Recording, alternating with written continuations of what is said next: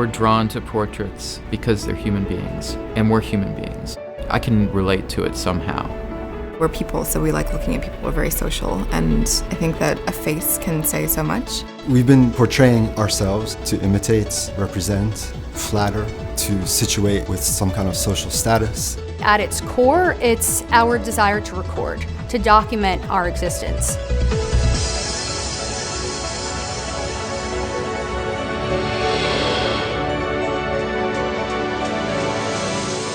We've been depicting people since cave drawings, but that was more of a ceremony or a celebration. In terms of portraiture, the ancient Egyptians were the first to really depict the gods and pharaohs as the gods and celebrate that and record that. Same thing with the Greeks and the Romans, and up into even medieval times where it was more religious figures.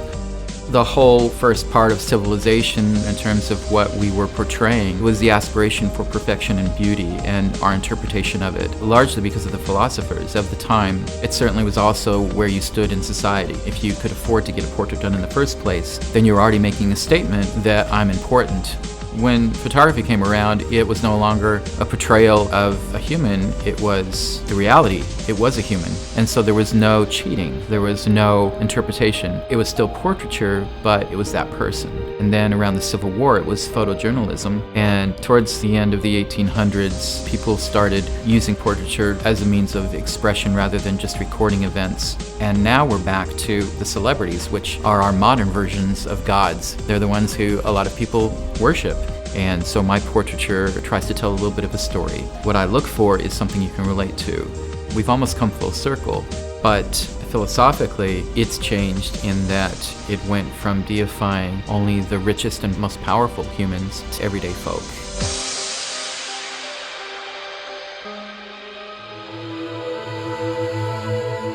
I love stories. That's what draws me to photography. I took a photo at dawn and I thought, wow, this reminds me a lot of how I feel when I look at photos of my father. Very disconnected feeling. My father was diagnosed with Alzheimer's in 2007.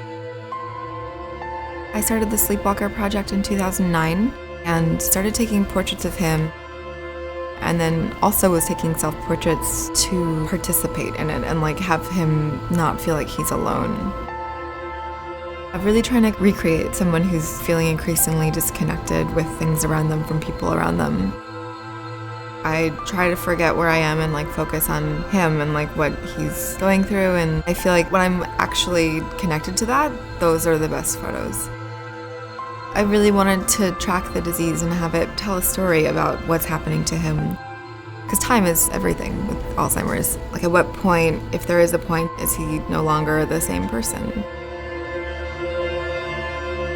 Soon, or eventually, he won't know who he is, and he won't know who I am and who anyone around him is. So that's why I think also that The Sleepwalker works as a story. Portrait photography is incredibly relatable to us. I think that a face can say so much, and portraits are very accessible to us. I think that he knows that it's important to me and feels also that it serves maybe potentially, hopefully, a greater good.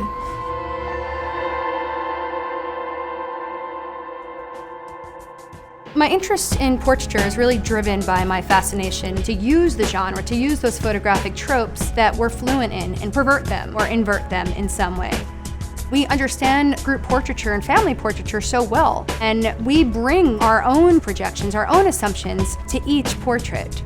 In the Constructed Family Portrait series, I would invite strangers to rented hotel rooms, and I would construct artificial families. And a lot of times they were interracial families. These were ordinary people. They were not actors, they weren't models, I didn't pay anyone. And I was interested in the uncanny, and that's really why I worked with strangers. I wanted to find those really unnatural, awkward moments, the moment that felt palpably wrong, but they're kind of masks behind the smiles. What happened was, which was interesting, the family just kind of organically took form. And it was really dependent and contingent on their dynamics. So if the woman, for example, tended to be very domineering, it tended to take on a more matriarchal composition. They intuitively knew the certain behaviors, and that fascinated me. And there's been really interesting reactions to this series where people feel deceived. And even once you do know that it's a construct, you still intuitively make those connections and project those narratives onto the family.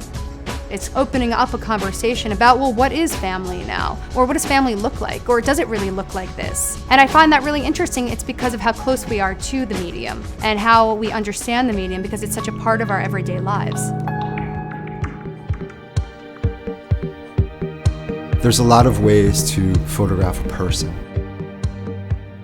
and intentions that one could have in making a portrait.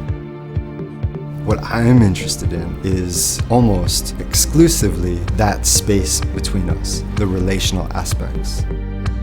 A lot of the photographic portrait sittings that I do are commissions, namely a magazine, for example. Oftentimes there's some sort of biographical piece, feature. In those situations, in the context of a formal sitting, it doesn't work for me to create some idea and then put them on the idea. I understand that my subject is coming to the sitting with an idea of how they might project their own representation.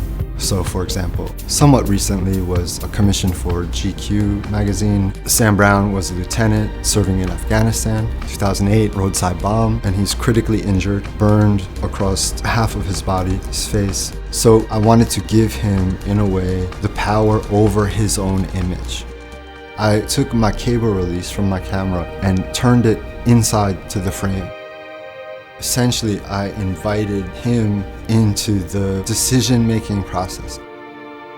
It is a choice to let things happen, to not apply a situation on a person.